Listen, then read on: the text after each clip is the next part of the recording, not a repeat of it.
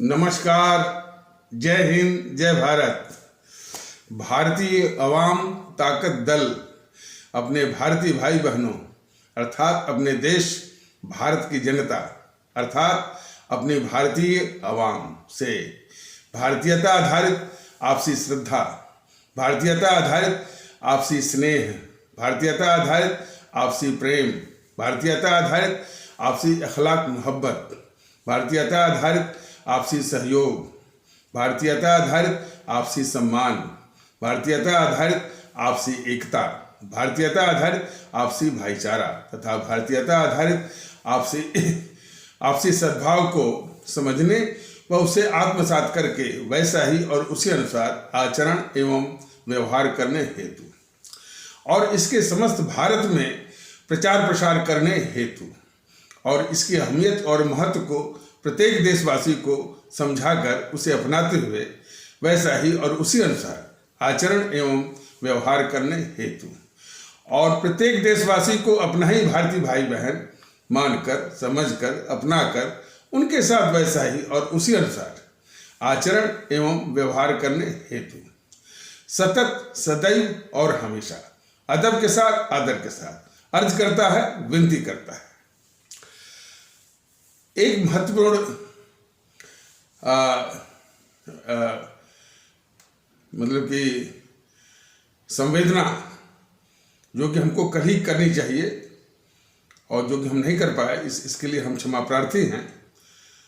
हमारे भारतीय सेना के प्रथम CDS chief of defence staff Shri Bipin Rawat वो हेलीकॉप्टर दुर्घटना में अपनी धर्मपत्नी श्रीमती मधुलिका रावत जी और 12 अन्य भारतीय सेना के नौजवानों के साथ वो दिवंगत हो गए और श्री रावत जी का जो भारत के सेनाध्यक्ष के रूप में और प्रथम chief of defence staff CDS के रूप में बहुत ही यानी अप्रतिम और अमूल्य योगदान रहा है। और हमारा ये देश, ये हमारा जो ऋणी देश भारतवर्ष हमेशा उनके योगदान को याद करता रहेगा और हमारे सभी भारतीय भाई बहन उनके दिवंगत आत्मा को शांति और उनके परिजनों को शांति शक्ति देने की ईश्वर से प्रार्थना करते हैं। ये तो ये रहा। दूसरा ये भी सुनने को आ रहा है, ये देश को जानना चाहिए कि कुछ देश के गद्दार इस मौके पर भी जो एन बिपिन रावत स्वर्गीय जनरल बिपिन रावत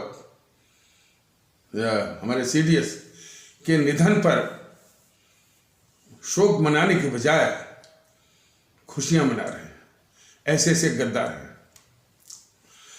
उन गद्दारों में देश को जानना चाहिए कि कुछ सेना के अधिकारी हैं। उन सेना के अधिकारियों में एक अजय शुक्ला करके नाम था। हमको हमारे भारतीय अवाम ताकत दल के पदाधिकारी ने बताया था कि जब ये गद्दार राहुल गांधी दुष्प्रचार कर रहा था, जब भारत और चीन के बीच युद्ध और तनातनी जैसी स्थिति बनी हुई थी पिछले साल लद्दाख की सीमा के आसपास, तो गद्दार राहुल गांधी एक माहौल बना रहा था कि चीन की सेना उतना घुसी, ये सब माहौल बना रहा था। उसमें यही गद्दार जो है वो अजय शुक्ला ही था, सेना का अधिकारी। वो उसी गद्दार राहुल गांधी के समर्थन में वो बहस कर रहा था किसी टीवी चैनल पर। तो ऐसे गद्दार हैं। जान लीजिए कि ये GNPC जो है, गांधी नेहरू परिवार चांडाल चौकड़ी काकस, ये स्वयं गद्दार नहीं है। तमाम इस तरह के कई गद्दारों को ब्रीड करती है, पैदा करती है और उनका यानी उनका पोषण भी करती है, उनको पालती भी है। और इसमें वास्तव में ये बहुत ही गंभीर विषय है। और इसमें देखने को आया कि उस्मानिया यूनिवर्सिटी जो है हैदराबाद की, तो उसमें कोई इस्लाम आस्था वाला भारतीय भाई बहनों के तबके का था, वो भी किया था। और काफ़ी लिस्ट ये आई थी कि इन लोगों ने भी, और उसमें अधिकतर हमारे इस्लाम आस्था वाले भारतीय भाई बहनों के तबके के थे। देखिए, इसमें कोई उत्तेजित होने वाली बात नहीं है। यह सुनियोजित जो ये षड्यंत्र है कि इन सब मामलों में हमारे इस्लाम आस्था वाले भारतीय भाई बहनों के तबके के लोगों को इस तरह से ब्रेन वॉश करके और पूरे इस्लाम आस्था वाले भारतीय भाई बहनों के पूरे तबके को निशाना बनाना और उनको टारगेट करना, और जो जो जो जो असली इस देश का गद्दार है उसके गद्दारियों से ध्यान हटाने का एक बहुत ही सुनियोजित षड्यंत्र है। भारतीय आवाम ताकत दल का जो ये अभियान है भारतीय एकता का, और उस भारतीय एकता के संबंध में देश के गद्दारों की पहचान का भी एक अभियान है। देश के गद्दारों की पहचान में ये आज 2.5 साल से कहा जा रहा है कि इस देश की सबसे बड़ी गद्दार जो है वो जेएनपीसी है, गांधी नेहरू परिवार चांडाल चौकड़ी, और उसी के बराबर ये वामपंथी हैं। और इस तरह के जो अभी तक तो देखने को आए कि वो उस्मानिया यूनिवर्सिटी के और भी इस तरह से जो कि इस्लाम आस्था वाले भारतीय भाई बहनों के तबके के दिखे, और 2 अधिकारी तो थे ही वो माने सेना के, और वो हिंदू सनातन आस्था वाले भारतीय भाई बहनों के तबके के थे। तो उनका भी चरित्र देखा गया कि वो भारत चीन के बीच में जिसमें युद्ध और तनातनी जैसी स्थिति में वो गद्दार राहुल गांधी का ही की बात को उठा रहे थे, उसी का पक्ष ले रहे थे, और जो है और वही तर्क दे रहे थे। तो इस तरह के तत्व हैं। तो जहां तक उन तत्वों का प्रश्न है जो कि इस्लाम आस्था वाले भारतीय भाई बहनों के तबके के हैं, और इस तरह से वो गद्दारी करते हुए दिखे कि हमारे सेना के प्रथम सीडीएस जनरल बिपिन रावत के निधन पर जश्न मनाने की बात कर रहे थे। इस संबंध में भारतीय जनता दल बिल्कुल स्पष्ट है कि यदि इनकी जांच कराई जाए, और जांच कराई जानी चाहिए, तो निश्चित है कि ये जीएनपीसी, गांधी नेहरू परिवार चांडाल चौकड़ी काकस और वाम दलों के द्वारा ब्रेन वॉश ये तत्व हैं। आज 2.5 साल से यूट्यूब के माध्यम से ही सही, और जो ये भारतीय जनता दल का यूट्यूब जो है लगभग सबके द्वारा, लगभग जितने भी महत्वपूर्ण लोग हैं उनके द्वारा देखा जा रहा है। इसमें कोई शक नहीं। लोग अपने अपने मतलब से जो बाकी जो आवाम तो इसको देख रही है और इसमें शरीक हो रही है, और भारतीय एकता के मर्म को, उसके महत्व को, उसकी अहमियत को समझ रही है, और उसके अनुसार शामिल हो रही है, और उसको प्रदर्शित भी कर रही है। लेकिन बाकी लोग जो अपने मतलब के अनुसार इसको देख लेते हैं, और जो है और अपनी कभी व्याख्याएं और अपने स्वार्थ पर बातें वो कहते रहते हैं। खैर, तो इसको देखा तो जा रहा है। तो 2.5 साल से ऊपर भारतीय आवाम ताकत दल इस बीजेपी सरकार से, श्री मोदी जी से बराबर ये कह रहा है कि कम से कम थोड़ी भी आप में यदि देशभक्ति है और अवाम के प्रति जो भारतीय अवाम है, जो हमारे आदरणीय भारतीय अवाम के प्रति थोड़ी भी भक्ति है, तो ये देश के सबसे बड़े अभिशाप इस समय सोनिया गांधी, राहुल गांधी, प्रियंका गांधी को उनका तीनों टेस्ट करा करके, पॉलीग्राफ, साइको और नार्को टेस्ट करा करके, ताकि उनके मन के मंसूबे भी देश के लोग जान जाएं। इसके बाद उनको पैक करके, चाहे एक ही कार्टून में हो, चाहे 3 कार्टून, जो इनको इटली भेजने की व्यवस्था करिए, ताकि ताकि ताकि इस देश को सुकून आए। और वही हाल ये जो है, ये सबों को, सीताराम येचुरी, डी राजा और कन्हैया कुमार को भी भेजिए बीजिंग। तब इस तरह की जो प्रवृत्तियां हैं, गद्दारों की प्रवृत्तियां हैं, और खास करके हमारे इस्लाम आस्था वाले भारतीय भाई बहनों के तबके के ऐसे तत्वों का जो वो ब्रेन वॉश करके जो है समाज के सामने जो ये बातें आती रहती हैं, ताकि हमारे देश में भाई जो गद्दारी तो करते ही हैं, जो उनका माने अल्टीमेट एम है, उनका अंतिम जो लक्ष्य है, नफरत फैलाना। तो ये तो उस षड्यंत्र का भी अंत होगा। तो ये लेकिन ये मोदी जी इस दिशा में एक कदम नहीं उठा रहे हैं। इसीलिए तो भारतीय जनता ताकत दल इनको अपने मोदी जी जो हमारे माननीय प्रधानमंत्री हैं, उनको भी इस तरह की समस्याओं की जड़ में पाता है उनको।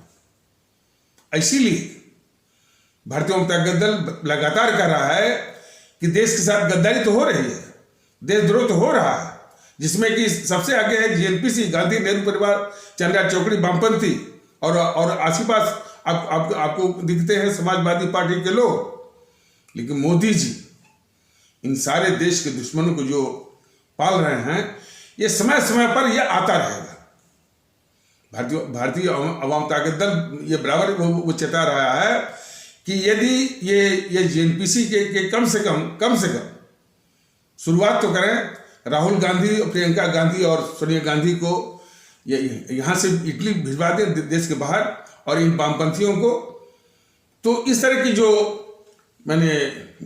घटनाएं हैं, और ये देख करके कि ये बहुत ही दुख का नहीं, बहुत ही ये क्या वो बात है कि ये सब हमारे इस्लाम आस्था वाले भारतीय भाई बहनों के तबके को ही जो है वो टारगेट करके वो सामने लाते हैं।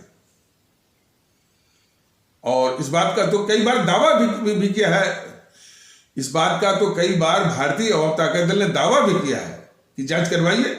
निश्चित रूप से वो जो है इस तरह के जो हरकतें करने वाले, या जिसमें कि देश शोकाकुल रहता है, शोक मना रहा है अपने सेना के जो इतने बड़े अधिकारी के अकस्मात या असमय निधन के समय इस तरह की जो जश्न मनाकर के देश के साथ गद्दारी करते हैं, और वो भी इस्लाम आस्था वाले भारतीय भाई बहनों के तबके से, वो सारे के सारे तत्व जो है यदि ठीक से जांच की जाए तो इसी जीएनपीसी के, गांधी नेहरू परिवार, चंद्रा चौकड़ी काकस के, वाम दलों के, और कुछ जो है वो समाजवादियों और टीएमसी के ही एजेंट आपको मिलेंगे निश्चित रूप से। लेकिन मोदी जी ऐसा नहीं करते।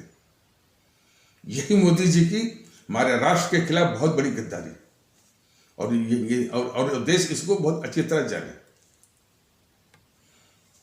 और इस तरह की जो गद्दारी है, गद्दारी मतलब कि जो ये तत्व हैं, और अक्सर आपको ये काम मिलते हैं, ये हमारे जो शिक्षा संस्थाओं में मिलेंगे आपको, जैसे जामिया मिलिया में मिलेंगे, एमयू में मिलेंगे, नदवा में मिलेंगे, उस्मानिया में मिलेंगे। इन्हीं के जीएनपीसी के और वामदलों के द्वारा ब्रेन वॉश वो तत्व है, और वो जानबूझ के करते हैं। ऐसे नहीं, वो उनको ब्रेन वॉश इसलिए करते हैं ताकि बाकी समाज जो है उन्हीं को मान करके पूरे इस्लाम आस्था वाले भारतीय भाई बहनों समाज को उनको लक्षित करता रहे, टारगेट करता रहे, निशाना बनाता रहे। तो ये इनका बहुत ही सुनियोजित प्लान, ये साजिश है जेएनपीसी वालों की, वामदलों की, जो कि इस देश को किसी न किसी तरीके से कमजोर करना चाहते हैं। पता नहीं इसकी इतनी सी अकल ये मोदी महोदय को है या नहीं है, या उनके सिपह सालारों को है या नहीं है, पता नहीं।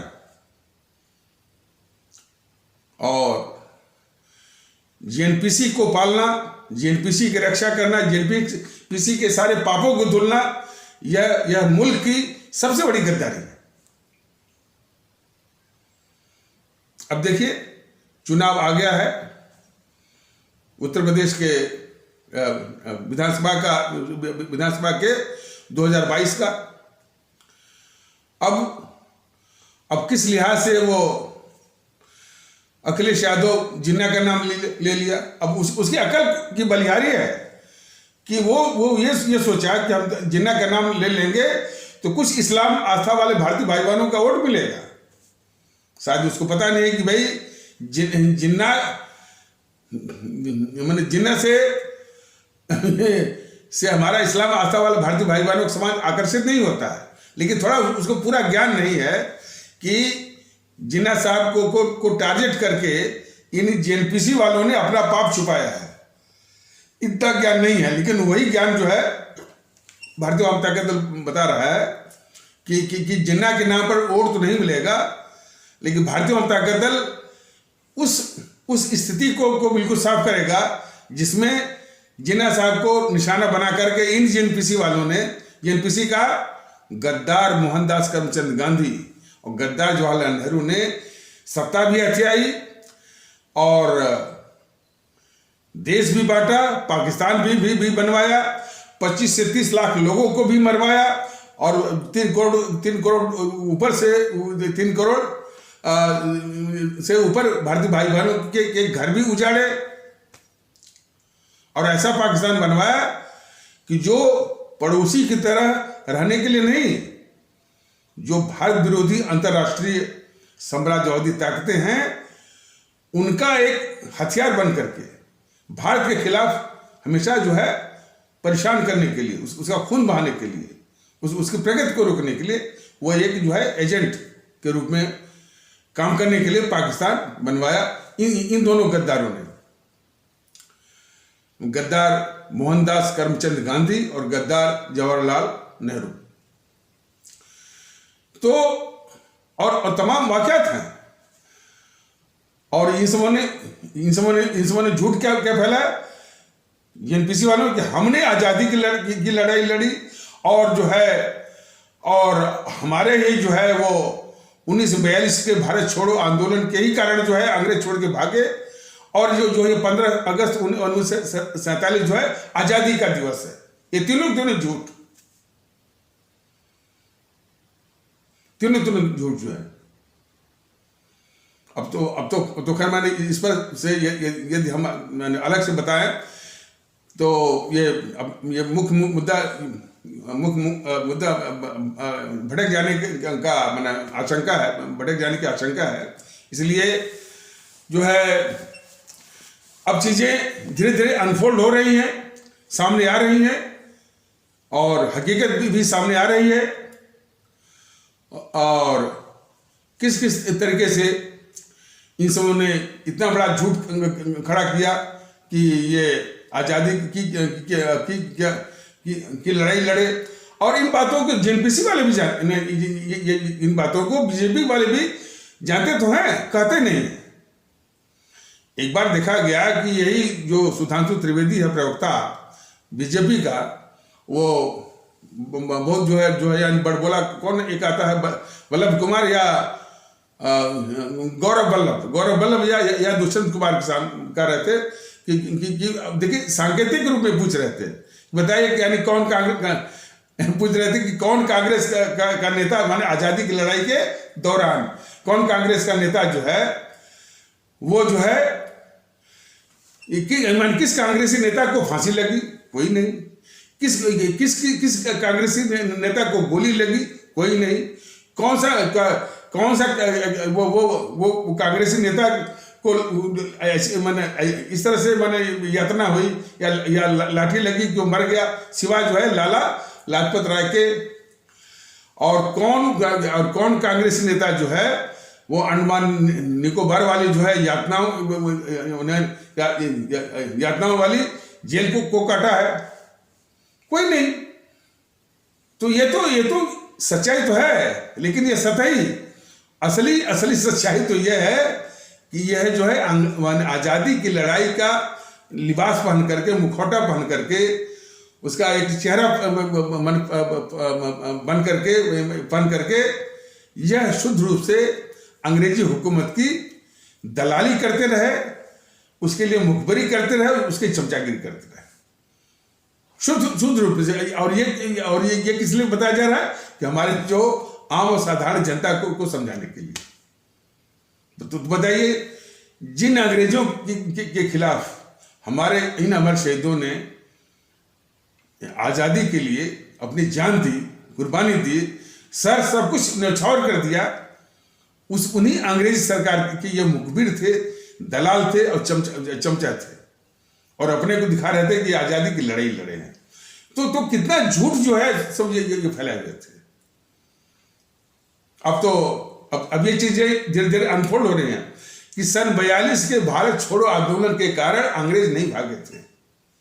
वो हमारे सुभाष चंद्र बोस की जो आजाद हिंद फौज थी, INA, उसके जो कि 60,000 सैनिकों में से करीब 28 से 26,000 सैनिक जो शहीद हुए थे, उसकी कुर्बानी शहादत सिर्फ प्रेरित होकर के जो ब्रिटिश की जो फौज थी, नेवी से स्टार्ट हुआ, रॉयल इंडियन नेवी में सबसे पहले बगावत हुई, फिर इसके बाद वायुसेना में, एयरफोर्स में, और इसके बाद थल सेना आर्मी में बगावत की मैंने सुबुघाट या उसका धुआं शुरू हो गया था। इससे वो डर गए। ये जो गद्दार मोहनदास करमचंद गांधी दिखावे के लिए सन 42 का आंदोलन शुरू किया। अच्छा, सन 42 का आंदोलन कोई इसके लिए नहीं था कि मैंने कोई आंदोलन के लिए नहीं। वो जब सुभाष चंद्र बोस का लोकप्रियता बढ़ने लगी और खास करके जब उन्होंने आजाद हिंद फौज का निर्माण कर लिया, तो उनकी लोकप्रियता के जवाब में, उनकी लोकप्रियता को काटने के लिए ये एक नाटक के रूप में इसने शुरू किया, जो है 1942 का भारत छोड़ो, और उसी में डू और डाई, करो या मरो। अब जो हमेशा से अहिंसा की बात करता था, अब उसका नाटक भी आ गया कि करो या मरो। तो खैर वो फ्लॉप भी हो गया। वो अंग्रेजों ने सबको बंद कर दिया। 2-3 दिन में वो बिल्कुल मटिया मेट हो गया और समाप्त हो गया। और लेकिन जब उन समूह को ये मालूम हुआ, इन दोनों गद्दारों को, गद्दार मोहनदास करमचंद गांधी और गद्दार जवाहरलाल नेहरू को, कि अंग्रेज अब जाने वाले हैं, तो वहीं से इन समूह की साजिश, सत्ता सिर्फ जो है, और यही नहीं, वो इंग्लैंड के भी जो वहाँ के शासक लोग थे, वह गांधी को पूरी तरह से मैंने पूरा प्लान बता दिए थे कि भाई सत्ता यदि मिले, सत्ता यदि वो इसको मिलेगी नेहरू को सत्ता मिले, ऐसी कुछ योजना बनाओ। और तब से ये गांधी जो है उसी पक्ष में कभी इधर बोलता, कभी उधर बोलता, और पूरे देश को धोखे में रखा कि पाकिस्तान मेरी लाश पर बनेगा, पाकिस्तान मेरी लाश पर बनेगा। बोलते बोलते अंत में देश के बंटवारे का पूरी जिम्मेदारी जो है जनता के ऊपर थोप दिया। वो एक भाषण में जिसमें मैंने देश को बांटने का, चूंकि इनको सत्ता हथियाने की बड़ी जल्दी थी और बड़ी बेताबी थी, तो देश विभाजन का जब ये योजना जो है माउंटबेटन और ये नेहरू जब घोषित कर रहे थे सार्वजनिक रूप से, तो इसके बाद गांधी बोला कि कांग्रेस ने गांधी ने यानी इस देश की जनता को संबोधित किया कि कांग्रेस ने आपका मन जान लिया है और इसलिए वो विभाजन यानी देश को बांटने का उसने वो उपाय ढूंढ लिया है। तो इसका मतलब यही हुआ कि वो गांधी जो है देश बांटने का वो आरोप या ठीकरा जो है वो इस देश की जनता पर थोपने लगा। इसके पहले जैसा कि मैं बता रहा हूं कि जब से ये देश विभाजन वाली बात की चर्चा चल रही है तो एक और तो जहां एनपीसी के जितने सिपहसालार हैं, खास करके पत्रकार जो है, पत्रकारों का गिरोह तो आप जानते हैं ना, उनका बार बार नाम लेना ठीक नहीं है, उनका एक गिरोह है और एक लुटियन गिरोह है। तो उसमें अभी भी इस गद्दार जवाहरलाल नेहरू को, गद्दार मोहनदास करमचंद गांधी को बचाने की सब कोशिश कर रहे हैं। एक तो वो है और बीजेपी भी इसमें मछली मार रही है, बस विभाजन विभीषिका के नाम पर वोट बटोर रही है। लेकिन उस विभाजन का जिम्मेदार ये दोनों हैं, गद्दार मोहनदास करमचंद गांधी और गद्दार जवाहरलाल नेहरू, इसको बचा भी रही है।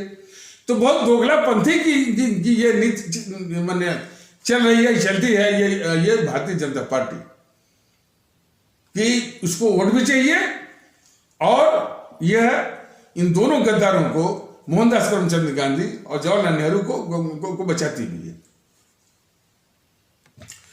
बाकी तो इस पर पूरी चर्चा और बस मतलब कि इस पर तो सालों साल लगातार चर्चा की आवश्यकता है। देश विभाजन की जो साजिश है, तब जाकर के ये एनपीसी के लोग, गद्दार जवाहरलाल नेहरू, गद्दार मोहनदास करमचंद गांधी की साजिशों के विषय में हमारा देश जान पाएगा।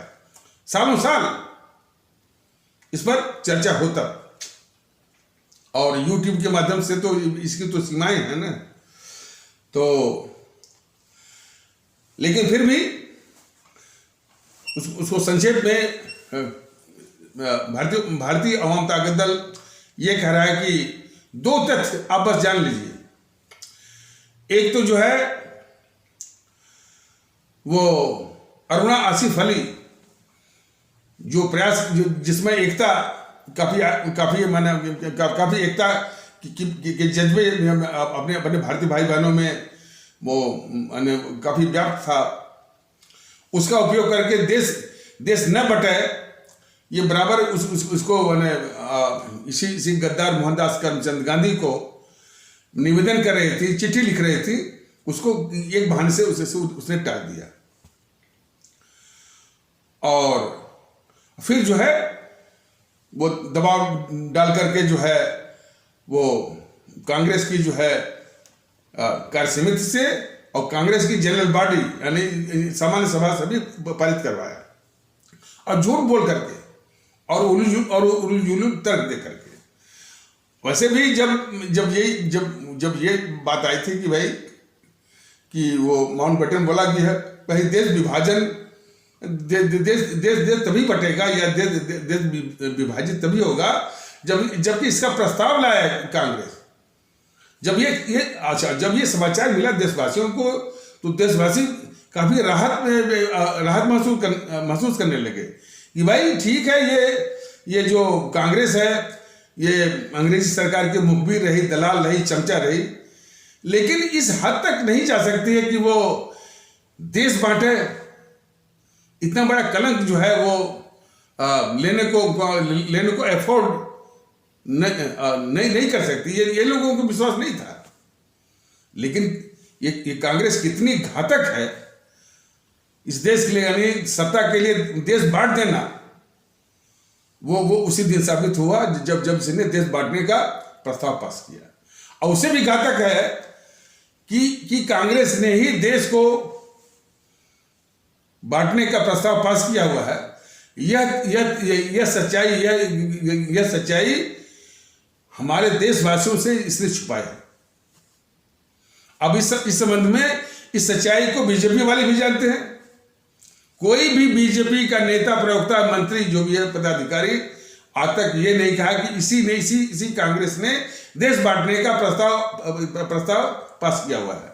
और बाकी आम जनता में तो खैर जब इस चीज को दबाई इस सच्चाई को दबाया ही गया, तो कहां से उनको मालूम पड़ेगा। तो कांग्रेस ने स्वयं देश बांटने का प्रस्ताव अपनी कार्य समिति और आम सभा जो उसकी जनरल बॉडी से पारित है। ये दो तथ्य। अच्छा, और इसी से जिसमें ये माने लोगों की, अच्छा, और तभी लोग जाने कि ये कांग्रेस कितनी बड़ी दुश्मन है। एक तो अंग्रेजी सरकार की मुखबिरी करती रही, दलाली करती रही, चमचागिरी करती रही, और उसने ही सत्ता हथियाने के लिए इसने देश ही बांट दिया। और मान लीजिए कि वो देश बढ़ता भी तो जो जहां आबादी रहती है अपना उसके अनुसार आबादी के हस्तांतरण में ज्यादा जो है लोगों की जानी गई। और जब वो विभाजन का प्रस्ताव जिसमें पास हो रहा था, इसको भी बड़े मार्मिक ढंग से, तो जो हिस्से जो थोड़ा बहुत पाकिस्तान बनने के पक्ष में लोगों ने जो उसके समर्थक रहे हैं, तो खास करके ये बॉम्बे प्रांत या बॉम्बे प्रेसिडेंसी कहते थे, उस प्रांत में बॉम्बे प्रेसिडेंसी और मद्रास प्रेसिडेंसी के लोग थे। और कुछ जो है वो उत्तर प्रदेश और बिहार के, इतना था उसका, उत्तर प्रदेश, बिहार और बॉम्बे प्रेसिडेंसी और ये आपका मद्रास प्रेसिडेंसी के। तो इसको नहीं बांटा गया। जो इलाका इस विभाजन की मुखालफत कर रहा था, जो इसका कट्टर विरोधी था, सिंध प्रांत, पंजाब और जो NWFP नॉर्थ वेस्टर्न फ्रंटियर एक इलाका है, यानी पश्चिम इलाका है भारत का, तो जहां की ये पख्तून के लोग रहते हैं, या बलूचिस्तान भी कह सकते हैं आप। तो वहीं के एक नेता थे जो है खान अब्दुल गफ्फार खान, या उनका दूसरा नाम बादशाह खान भी था, और उन्हीं को सीमांत गांधी या फ्रंटियर गांधी भी कहते थे। तो जिस समय देश बांटने का प्रस्ताव की बात पर चर्चा चल रही थी और यह पारित हो गया था, इस कांग्रेस की कार्य समिति से वो फूट करके रोने लगे, और उन्होंने स्पष्ट कहा कि इस कांग्रेस ने हमको उन भेड़ियों के हवाले कर दिया है। ये दशा थी, यानी लोगों की, और माने किस तरह से लोग विभाजन से डरे हुए थे, तब भी जो है सिर्फ सत्ता हथियाने के लिए, सत्ता नेहरू को मिले, इसलिए इन सबों ने देश को बांटा, और लोगों की इच्छाओं के विरुद्ध, और उसमें खास करके जो प्रदर्शित हुआ खान अब्दुल गफ्फार खान या बादशाह खान या सीमांत गांधी की इच्छाओं के विरुद्ध। तो जिन प्रांतों ने विरोध किया, पंजाब ने भी विरोध किया था, तो पंजाब को बांट दिया। तो जिन लोगों ने विभाजन का विरोध किया, उसी को इन कांग्रेसियों ने उन लोगों को सजा दी विभाजन की, और जिन लोगों ने विभाजन का समर्थन किया वो उनको साथ में ले लिया। जरा देखिए, जिन लोगों ने विभाजन का विरोध किया उन्हीं को विभाजन की सजा इसने दिया, खास करके वो सिंध प्रांत और ये पंजाब और NWFP और जिन लोगों ने विभाजन का माने जिन इलाकों से विभाजन का समर्थन था, उसको सुरक्षित कर दिया और उसको साथ में ले लिया। तो इस कदर ये नीच है। हमारे आदरणीय भारतीय भाई बहन और हमारी आदरणीय भारतीय अवाम ये बिल्कुल अच्छी तरह जाने कि इसी कांग्रेस ने देश बांटने का प्रस्ताव पास किया हुआ है और अपने मन में बिल्कुल अच्छी तरह स्पष्ट हो ले कि जब इसी ने देश बांटने का प्रस्ताव पास किया हुआ है तो यह इसको कोई अधिकार नहीं बनता है कि इसका इल्जाम जो है किसी और के मत्थे मढ़े। लेकिन फिर भी इसने साजिश करके कितनी बड़ी साजिश की है, देश बांटने का प्रस्ताव, देश बांटने का इल्जाम वो जिन्ना साहब के मत्थे मढ़ा।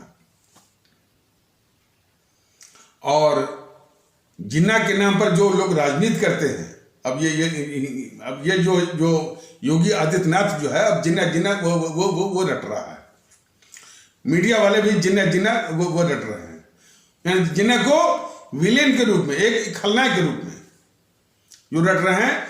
उनको भी जानना जरूरी है कि जब आजाद हिंद फौज बन गई थी 1941 में, और सुभाष चंद्र बोस की काफी लोकप्रियता देश के अंदर में थी, देशभक्ति के जज्बे की भी बात थी, एकता भी थी। तो जिन्ना साहब ने सार्वजनिक रूप से कहा था कि मुझको प्रधानमंत्री के रूप में सुभाष चंद्र बोस कबूल हैं, स्वीकार्य हैं। और उन्होंने आगे बढ़ के कहा कि यदि सुभाष चंद्र बोस इस देश के प्रधानमंत्री बनते हैं तो हमको अलग से पाकिस्तान नहीं चाहिए। इस बात को हमारे सभी आदरणीय भारतीय भाई बहन गौर से इसको सुने, समझें कि 1941-42 के आसपास जो है, जब सुभाष चंद्र बोस की आजाद हिंद फौज भी बन गई थी, काफी इसकी खबरें भी फैल गई थी कि वो आजाद हिंद फौज के साथ आएंगे और इस देश को आजाद कराएंगे। तो उनकी लोकप्रियता जो बढ़ी थी, तो और उसको देखते हुए, और वैसे भी जो उनकी देशभक्ति का जज्बा था तो वो तो मैंने इतना आदर्श था, इतना ऊंचा था। तो जिन्ना साहब भी बोले थे कि हमको सुभाष चंद्र बोस इस देश के या भारत के प्रधानमंत्री के रूप में कबूल है, स्वीकार्य है। और उन्होंने यह भी स्पष्ट किया कि यदि सुभाष चंद्र बोस इस भारत के प्रधानमंत्री बनते हैं तो फिर हमको जो है अलग से पाकिस्तान की जरूरत नहीं चाहिए। इस तथ्य को ये बेवकूफ किस्म का जो ये योगी आदित्यनाथ है उसको भी जानना चाहिए। तो यह जो है, अब बेवकूफ कहा जाए, क्या कहा जाए, तो नेहरू और गांधी की गद्दारियों को छिपाने के लिए ये जिन्ना की रट न लगाए बेवकूफ योगी आदित्यनाथ। ये समझे कि ये जिसको कुछ न्याय करना है, ये जो वो इस मुल्क के साथ न्याय करना है, इस अवाम के साथ न्याय करना है, तो सबसे पहले गद्दार जवाहरलाल नेहरू, गद्दार मोहनदास करमचंद गांधी की गद्दारियों के विषय में देश को बताए पहले ये योगी आदित्यनाथ जो है। तब इसके बाद वो रट लगाए जिन्ना की। और अखिलेश यादव भी जरा समझ ले कि जिन्ना का नाम लेने से हमारे इस्लाम आस्था वाले भारतीय भाई बहनों का वोट उसको नहीं मिलेगा। तो ये सारी बातें हमारे देश के लोगों को जानना चाहिए। और एक देखिए, इसी में हालांकि वो प्रासंगिक तो नहीं है कि वो वसीम रिजवी जो शिया बोर्ड के कभी अध्यक्ष थे और जो कुरीतियाँ हैं हमारे इस्लाम आस्था की, उस कुरीतियों के विषय में काफ़ी वोकल रहा करते थे। तो कट्टरवादी जो है काफ़ी बोलते थे इनका सर काटो, इनके सर की कीमत 1 लाख हो गई, 10 लाख हो गई। अभी है, देखिए, अभी भी ये जो प्रवृत्ति है सर काटने की, हालांकि किसी पंथ विशेष में टिप्पणी करने का इरादा भारतीय अवाम ताकत दल का नहीं है। लेकिन इस तरह के जो तत्व हैं वो ये समझते हैं कि वह भारत में नहीं, वो किसी इस्लामिक स्टेट में रहते हैं। और इस तरह का माहौल, इस तरह का मौका सिर्फ जेएनपीसी ने दिया हुआ है, वामपंथियों ने दिया हुआ है, टीएमसी के लोगों ने दिया है, समाजवादियों ने दिया है कि यह देश भारत नहीं, ये इस्लामिक स्टेट है, जो चाहो करो। तभी वो कट्टरवादी बोलते हैं कि मैंने इस तरह से बोलते हैं कि उसका सर काट के लाओ, कलम करके लाओ, 10 लाख उसकी कीमत है। तो ऐसे तत्वों को आज तक वो बताया नहीं गया है कि भैया ये इस्लामिक स्टेट में तुम नहीं वो रहे हो, ये देश भारत है। और भारत में इस तरह की बात जो है, चूंकि कार बैठा हुआ है ना, देखिए इसके पहले तो जेएनपीसी का शासन था, तो जेएनपीसी तो ऐसे तत्वों को पाल रही थी। ये इसके बाद ये महोदय या मोदी महोदय ये कार है, निकम्मा है। तो ऐसे तो इस तरह के यानी तत्वों को कुचलने का, इस तरह के तत्वों को जो कहते हैं कि सर काट के लाओ, सर कलम करके लाओ, जो कट्टरवादी तत्व हैं, उनको कुचलने का समय ही नहीं आया। कम से कम कोई मूल परस्त और देशभक्त किस्म का शासक हो तो ऐसे तत्वों को 4 लाख मार करके यानी बाहर कर दे कि यह देश यानी ये भारतीय गणतंत्र है और सब लोग भारतीय हैं। और इस तरह की बात करना कि जो है वो सर कलम करके लाओ, फलाने लाओ, ठिकाने लाओ, ऐसे लोगों को तो तुरंत जो है लात मार करके जो है वो बाहर कर देना चाहिए है। और उनको स्पष्ट संदेश भी जाना चाहिए देशवासियों के द्वारा। इसीलिए तो जरूरी है भारतीय वातावरण का, सबको एक साथ लाने का। तब तक ये इस तरह के तत्व जो है नफरत की इस आग में घी डालते हैं सब।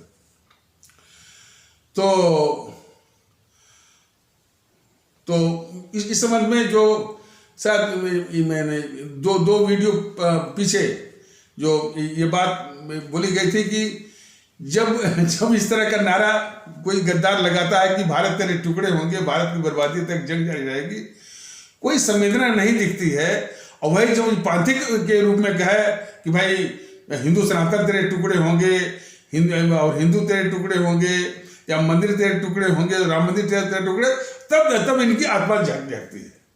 और उसी प्रकार यदि कोई कहे कि इस्लाम तेरे टुकड़े होंगे, मस्जिद तेरे टुकड़े होंगे, कुरान तेरे टुकड़े होंगे, तब इनकी आत्मा जागती है। भारत तेरे टुकड़े होंगे, कोई बात नहीं, भारत तेरे टुकड़े उसके साथ उठेंगे, बैठेंगे, बात भी करेंगे। तो कई बार इसको इस रूप में मैं पूछा भी गया था। ये स्थिति जो है बहुत ही खतरनाक है। हमारी संवेदना सबसे पहले मुल्क के प्रति होना चाहिए। यदि कोई कह दे कि भारत तेरे टुकड़े होंगे, निश्चित है कि पूरे देश में जो है वो आना चाहिए और ऐसे तत्व को तुरंत सेना के हवाले। इसके अलावा और कोई रास्ता नहीं। लेकिन मैंने देशभक्ति का मुखौटा पहन करके जो गद्दारी कर रहे हैं मोदी जी, इसकी कोई जो है वो इंतहा नहीं। तो कोई कहा कि साहब मैंने जब मैं उदाहरण के लिए कि भाई जब ये वो कन्याकुमारी ये कहता है कि भाई इस्लाम तेरे टुकड़े होंगे और मस्जिद तेरे टुकड़े होंगे, कुरान तेरे टुकड़े होंगे, तो क्या तुम जो है इस तरह का दिमाग नहीं खोलता? तो किसी ने हमको फोन करके बताया था कि आपने ये भी नहीं शामिल किया कि क्या आप जो है वो सर काटने के लिए या सर कलम करने के लिए फतवे नहीं जारी करते। देखिए, यही तो भारतीय जनता दल बता रहा है कि सर कलम करने वाला जो इस तरह की जो मानसिकता है, ऐसे तत्वों को लोगों ने नहीं बताया कि ये इस्लामिक स्टेट नहीं है। इसलिए सर कलम ही नहीं, जो लिंचिंग होती है कि यदि हमको पसंद नहीं आता तो पीट करके मार देना। तो किसी तरह की लिंचिंग हो, सर काटना हो या किसी प्रकार की हिंसा हो, इसके हमेशा सर्वथा विरुद्ध है भारतीय अवाम ताकत दल। तो इसलिए इसको इस रूप में समझने की आवश्यकता है। तो जो ये उत्तर प्रदेश का जो विधानसभा का चुनाव है, और उसमें कैसे कैसे लोग माने बातें जो है वो जनता के सामने वो रख रहे हैं। एक आदमी जो योगी आदित्यनाथ है, वो माने उनको अखिलेश यादव को के लिए जो है अब्बा जान, भाई जान, मम्मी जान, चाचा जान की बात वो कहते रहते हैं, या जो है वो जिन्ना जिन्ना वो बोलते रहते हैं। और अखिलेश यादव महोदय इसके अलावा और कोई बात ही नहीं कि बीजेपी जा रही है, बीजेपी डूब रही है, बीजेपी खत्म हो रही है, सपा आ रही है, सपा बस है। यह भी कोई भाषण है? यदि जनता के नुमाइंदे आप बनना चाहते हैं, तो जनता की जो आवाम, जनता या आवाम की जो तकलीफें हैं, उसकी जो दुश्वारियां हैं, उसकी जो समस्याएं हैं, उसके मुद्दे के विषय में जनता को बताइए, और क्या समाधान देंगे। सिवाय दो चार जुमला की महंगाई, डीजल पेट्रोल, नौकरी, बस यही है। नौकरी ये कैसे देंगे, कोई पूछे? नौकरी ये कैसे देंगे ये सपा वाले, जो कि खुद शिक्षा में नकल के जो है ये सबसे बड़े खलनायक हैं। नकल की छूट देते हैं। फर्जी जो है वो टीचर, फर्जी डिग्रियां, और नौकरी के नाम पर जो है वो जो पुलिस की भर्ती फर्जी पैसे लेते हैं। ये तो है इनका जो है वो रोजगार देने का। हमारे प्रदेश के लोग इससे पूछे कि आपके नौकरी देने का नजारा जो है इस प्रदेश ने देख लिया है। और जो पब्लिक सर्विस कमीशन है, उसके जरिए जो है किसी खास जाति को ही जो है मैंने उसी में घुसाना, यही तो आपका है, यही आपकी करतूत है, वो नौकरी देने की। और पैसे ले करके तमाम जो है फर्जी जो तमाम वो संस्थाएं, शिक्षण संस्थाएं, ये engineering college, medical college, group of institution, management college, जिसमें कि शिक्षा के गुणवत्ता की हत्या जो है बराबर होती रहती है। तो ऐसे लोग जो है वो रोजगार देंगे, तो बिल्कुल माने वो धोखे वाली बात है। और महंगाई वाली बात है, तो ये देश को जानना चाहिए कि भाई इस सब के लिए जो है आपके मन में एक साफगोई होनी चाहिए, ईमानदारी होनी चाहिए। और किसी एपिसोड में मैं बता भी गया था कि सन 47 से लेकर आज तक सिर्फ एक ही प्रधानमंत्री थे जिनके कालखंड में महंगाई कम हुई थी। ये सबको जानना जरूरी है। और उन्हें महंगाई उन्होंने काबू ही नहीं किया था, महंगाई को नीचे लाए थे, कम किए थे। अब मैंने ये कितने दुख और आश्चर्य की बात है कि उनका आज तक जिक्र नहीं हुआ जिन्होंने महंगाई को काबू करके नीचे लाए थे। तो वो थे हमारे मोरारजी देसाई। तो मोरारजी देसाई को बिल्कुल याद किया जाना चाहिए, और हमारे देश के लोग जाने कि वही एक अकेले ऐसे प्रधानमंत्री थे जिन्होंने महंगाई को काबू ही नहीं किया, उसको नीचे लाया, सब लोग जाने। और इसके अलावा तो सब झूठे ही बोलते रहे। क्या ये जेएनपीसी जो है वो महंगाई को कम करेगी? ये देश को लूटने वाली। तो देश के लोग कदाप जो है यानी इनके झांसे में है। तो अच्छा, और महंगाई के विषय में भी भारतीय अवाम ताकत दल ने बताया हुआ है कि इन्हीं डकैतों का, जो डकैत कर रहे हैं कि महंगाई की रट लगा रहे हैं, तो ये इन्होंने ही देश को लूटा है। और इन्हीं डकैतों की लूट जो कि काला धन के रूप में जमा है विदेशी बैंकों में, यदि उसी को ला दिया जाए, जैसे उदाहरण के तौर पर इस जो माँ बेटे मतलब सोनिया गांधी और राहुल गांधी के नाम पर, सिर्फ दो ही के नाम पर 190 लाख करोड़ है। तो वही 190 लाख करोड़ ला करके जो कि मोदी जी को लाना चाहिए, जो कि मोदी जी को लाना चाहिए, ला करके जो है जितनी हमारे ये भारत माला, सागर माला, वो dedicated freight corridor, industrial corridor, defence corridor, जो है express way network, highway network, modernisation of जो है वो माने रेलवे स्टेशंस, मॉडर्नाइजेशन ऑफ वो रेलवे कोचेज, और मॉडर्नाइजेशन ऑफ रेलवे सिस्टम, और एयरपोर्ट्स, इंटरनेशनल एयरपोर्ट्स, और जो है सागरमाला के द्वारा जो है जो हमारे जो जितने बंदरगाह हैं, जितने पोर्ट्स हैं, उनकी वो कनेक्टिविटी, लॉजिस्टिक्स पार्क्स, जो है इंडस्ट्रियल नोड्स, तमाम इस तरह के काम जो है, जो कि हिसाब लगाया गया था कि ये लगभग 110 या 115 लाख करोड़ के प्रोजेक्ट ये चल रहे हैं। पूरा का पूरा पैसा जो है इसमें वो लग सकता है, तब भी कुछ पैसा जो है आपका करीब वो 60-70 लाख जो है वो बच जाएगा।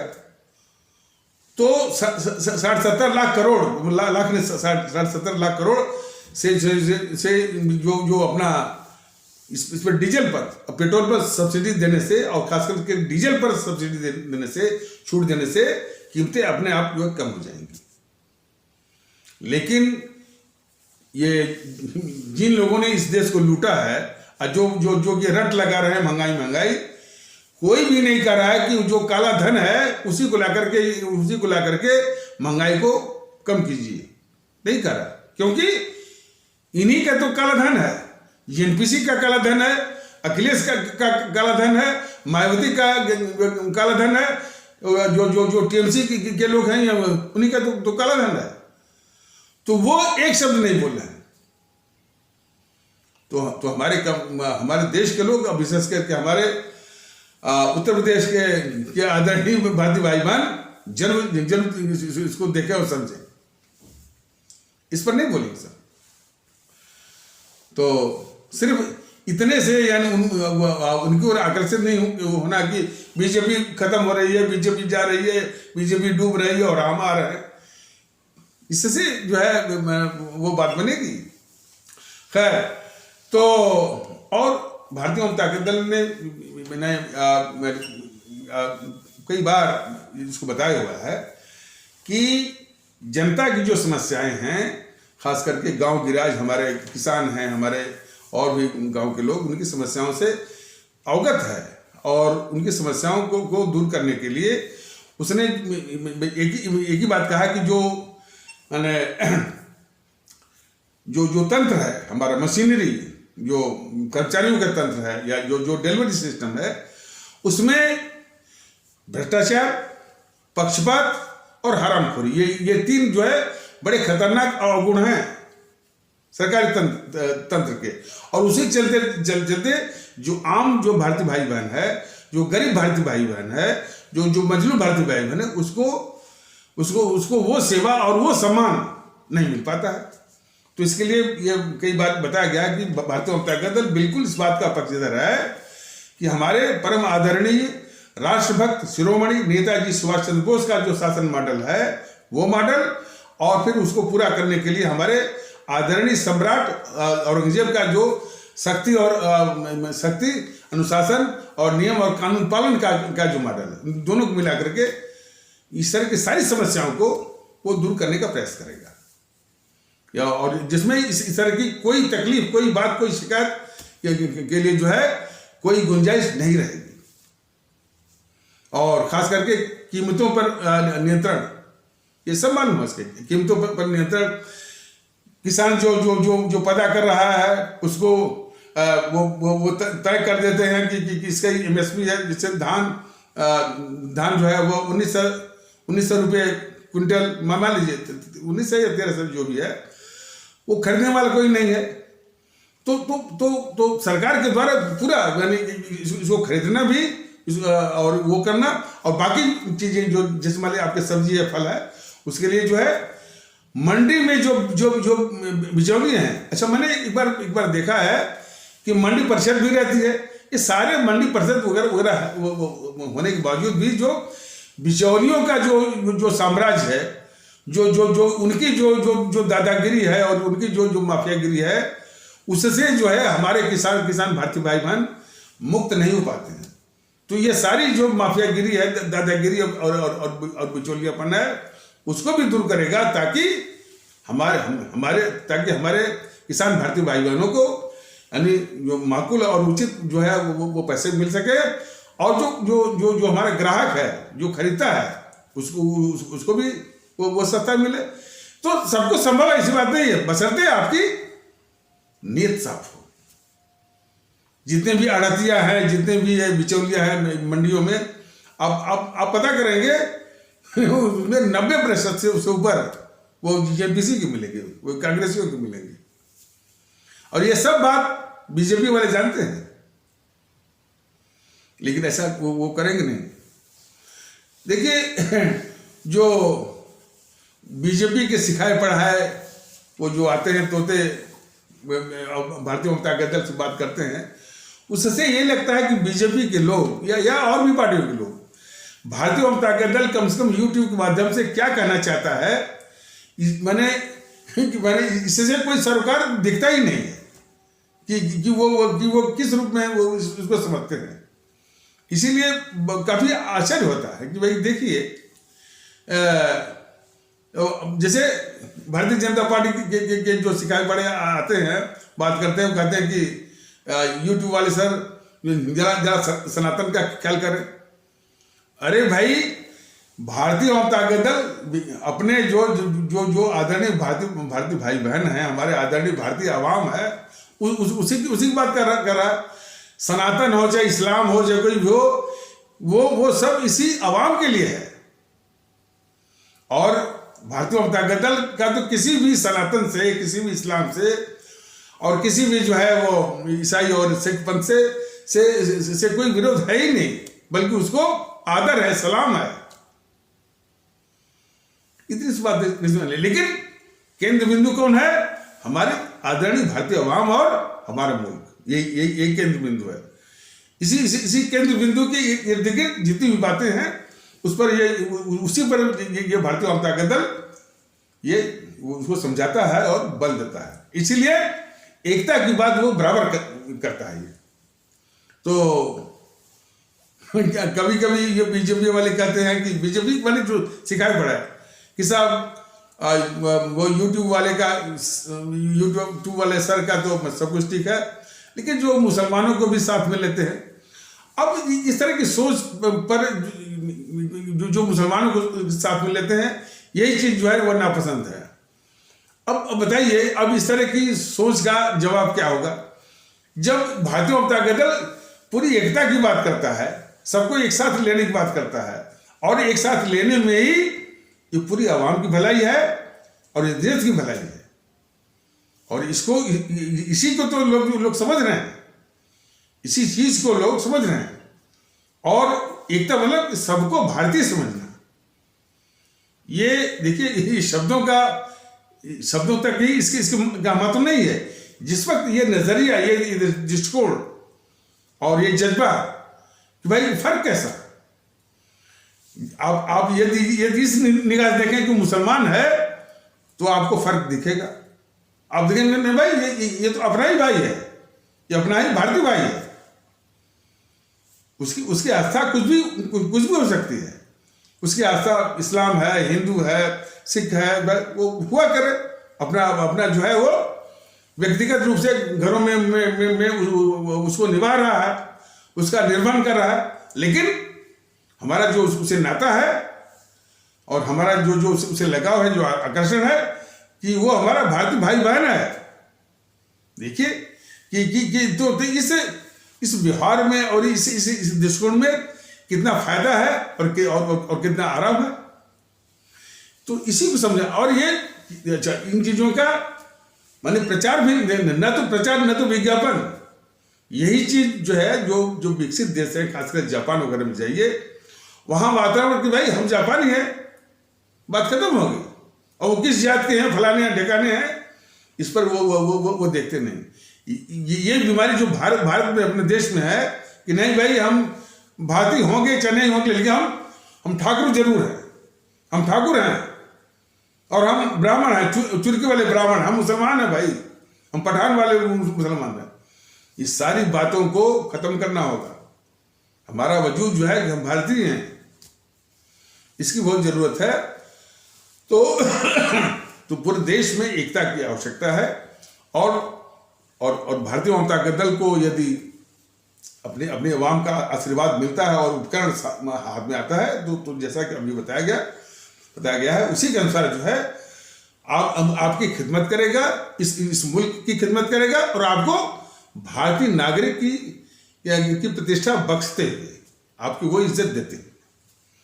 और सुरक्षा भी, और सुरक्षा मतलब खास करके हमारी जो बच्चियां हैं, जो महिलाएं हैं, जो माताएं बहनों की इज्जत वाली बात चली जाती है, तो उनको भी पूरी सुरक्षा और मौके पर न्याय, ये सारी बातें हैं। लेकिन ये सारी बातें जब हम करके दिखाएंगे, जब आपका आशीर्वाद आएगा, तब ये चीजें और स्पष्ट हो जाएंगी।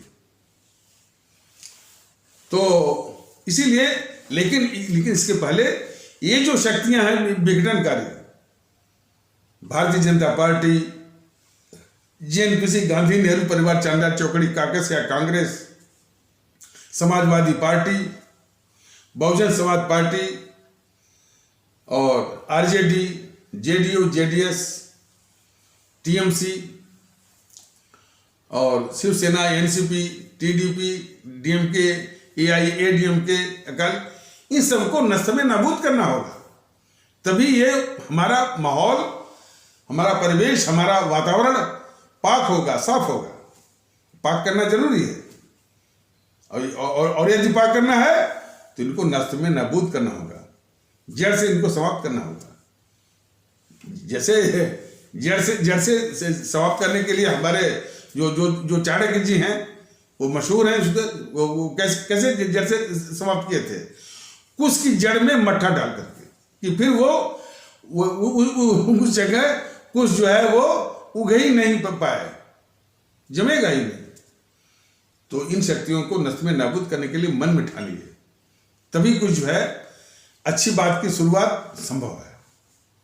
तो और इसीलिए भारतीय जनता दल ये बराबर निवेदन करता भी है, करता रहेगा, और कि भारतीयता के आधार पर एक होकर के। और इस फर्क को जरा समझिए ना, भारतीय जनता दल आपको ताकतवर बनाना चाहता है। कैसे? एक करके ये ताकतें आपको कमजोर से कमजोर बनाना चाहती हैं, आपको तोड़ करके। तो इस फर्क को, इस मर्म को आपको समझना पड़ेगा कि भारतीय जनता दल इसलिए अपना इसका नाम जैसा है, भारत के अवाम की ताकत। और वो ताकत जो है तभी संभव होगी जब आप एक होंगे, और एक में कोई भेद विभेद नहीं, कोई फर्क नहीं, और सबको भारतीयता की इज्जत बख्शते हुए। और खास करके इस विषय में जो उसकी मेन कंसर्न है कि क्योंकि सम्मान का अभाव रहता है, इसलिए हमारे कुछ तबके भारतीय समाज के अपने को अलग थलग समझते हैं। तो उस बुराई को भी दूर करना है कि हमारा कोई भी तबका सम्मान देने के अभाव में वो अपने को अलग थलग न समझे। और जितने भी ये टुकड़ों पर जो है राजनीति करने वाले हैं, प्रकाश राजभर और संजय निषाद, असदुद्दीन ओवैसी, सबको शिकस्त देना है। और साथ में जो ये गद्दार पुष्पेंद्र कुलश्रेष्ठ है, इसको भी शिकस्त देना है। ये बहुत ही खतरनाक है। ये भारतीय एकता को तोड़ने में बराबर जो है जो है वो जो है जीएनपीसी वालों का, वाम दलों का एजेंडा जो है ये चला रहा है, देश में नफरत फैलाना, और नफरत के द्वारा जो है हमारी एकता हमारी एकता और भाईचारा का वो नुकसान करना। ये तो मजाक उड़ाता है। जिस भाईचारा की जरूरत है इस देश को, ये उसी का मजाक उड़ाता है। कहता है कि भाईचारा क्या होता है, वो भाईजान हो गए। देखिए इस तरह से कोई बोलता है? जिनको भारतीयता के आधार पर जिनको गले लगाना है, जिनको समझाना है, मान लीजिए कुछ भटका हो सकता है, उनको ये बैंक कसता है कि वो भाईजान हो गए और हम चारा बन गए। ऐसे तत्वों को भी शिकस्त देना है। तो खैर, तो इन्हीं आवश्यक शब्दों के साथ इस आवश्यक पर चर्चा को यहीं पर विराम दिया जाता है। तब तक के लिए नमस्कार, जय हिंद, जय भारत।